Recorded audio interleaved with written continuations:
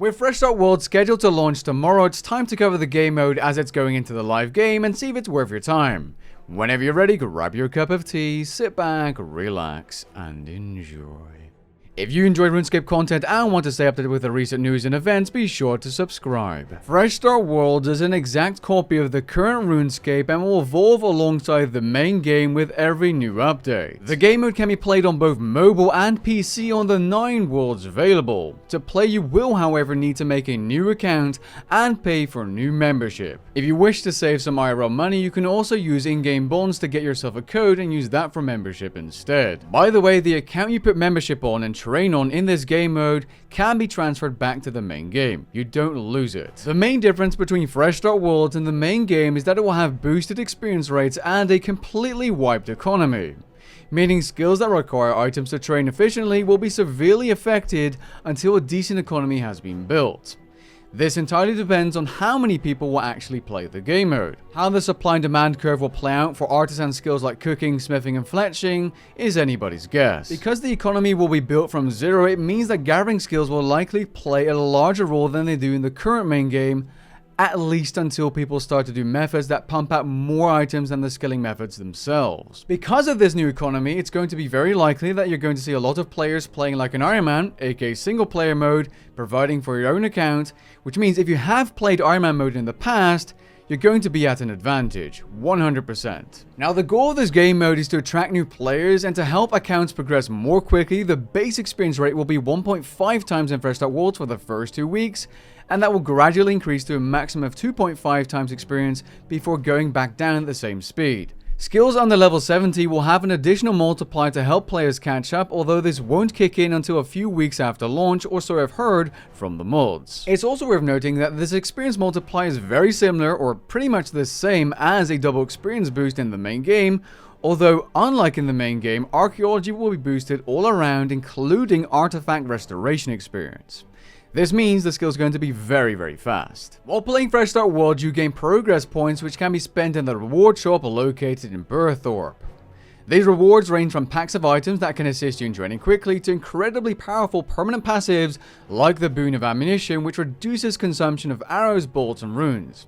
A perk that is incredibly valuable in a game mode where the supply of items will be limited. The Boon of Artisans is similar, giving you all the portable station effects which will save you supplies when training those skills. Some other specific ones that are worth pointing out are the Boon of Offense and Defense, which provide you with a tribid weapon, and the other one provides you with a hybrid armor set that will scale with your level from levels 20 all the way up to level 80. If you're going to be training gathering skills, I think the Boon of Banking, giving you a portable bank for 1 hour each day, and the Boon of the Porter, while very expensive, will be absolute meta for gathering items through gathering skills, as it gives you a permanent 50% porter chance.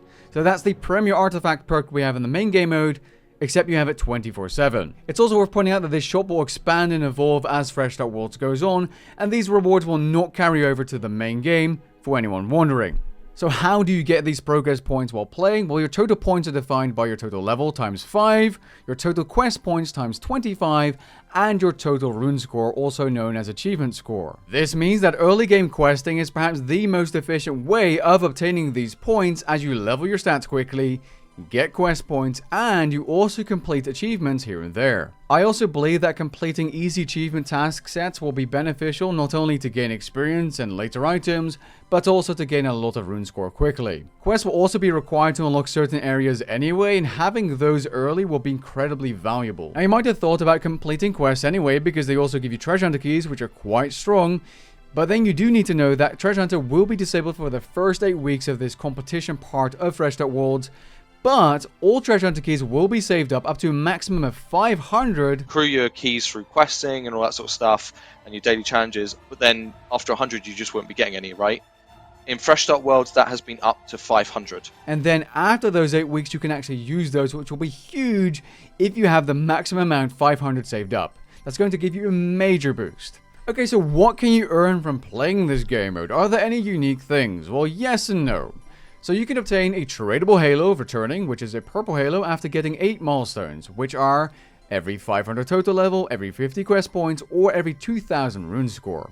After getting 8, you get yourself a tradable halo. If you manage to be part of a world first, being the first 99 in each skill, first 120, quest cape, and max cape, or at the end of the event, being the top 100 of the high scores, you can get a tradable Challenger Halo, which can be brought to the main game early. Obviously, this is going to be a very expensive rare item. Additionally, you will also get the Fresh title. Now, there will be skilling pets that will have halos above the head if you manage to get one as a rare drop, which you can bring back to the main game and then trade once before they become untradeable, so you can sell them to someone else. There will also be an inverted quest cape, inverted 99, and even inverted 120 master capes. I think these are by far the most interesting thing about Fresh Start Worlds, because some of the inverted 120 skill capes just look absolutely incredible. Just look at Strength, Divination, Slayer, Defense, Thieving, Attack. They look incredible, at least the ones that aren't yellow. Here's my tier list for them, by the way. Let me know what you think. Now, just like the Halo skill pets, the inverted 99 and 120 capes will be available as a tradable token just once to players, not on the Grand Exchange, so you can buy these from other players as soon as they transfer their account to the main game, which is a one-way ticket, by the way. You cannot go back into Fresh Start Worlds after having transferred your account. Now, it goes without saying that these capes are going to be quite expensive and they can only be traded once, so supply will be quite limited. You might be worried that you cannot obtain these capes unless you farm them yourself in Fresh Start Worlds, which is FOMO. Well, thankfully, the mod said this. Rewards from this will be available in the future outside FSW, yes. We just haven't, we haven't even thought about how or when. It's just a response to feedback to go, look, if you're not planning to play FSW, don't worry, this won't be your only way to get these. And right now, the capes and everything, I can at least say, are not something that we're looking at for Treasure Hunter or whatever. I can't speak for all the other things because we just haven't talked about them, but I know the skill one, specifically, we want to say 100%, we are looking at that as something that's earned and therefore should continue to have that sort of vibe to it. So with the good stuff being tradable and coming back outside of Fresh Start Worlds at some point in the future, why should you try Fresh Start Worlds?